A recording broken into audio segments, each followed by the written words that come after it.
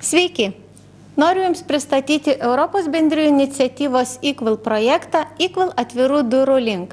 Pagrindinis projekto tikslas – keisti nusistovėjusias stereotipinės visuomenės nuostatas į asmenis grįžusius iš įkalinimo įstaigų, bei palengvinti jų integraciją į darbo rinką.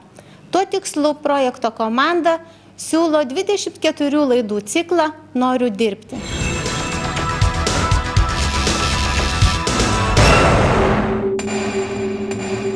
Esu Kęstutis, Lietuvos Respublikos pilietis, man 44 metai, turiu vidurinį išsilavinimą, turiu staliaus staklininko gamybinės kvalifikacijos atestatą, dirbau staliaus staklininko akcinė bendroji Venta, uždara akcinė bendroji Paskirtis, moku drožinėti iš medžio, taip pat restauruoju baldus. Po laidos tikiuosi surasti pastovų darbą pagal specialybę.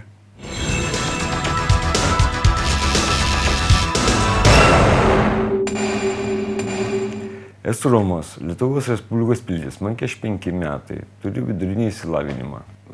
Pabaigiau Kuršėnų 45 profitechninę mokyklą, kur įgijau elektrikos specialybę. Taip pat kirpėjo kvalifikacijos atestatą. Moku drožinėti iš medžio, piešti. Po laidos tikiuosi surasti pastovų medžio apdirbėjo drožinėtojo darbą.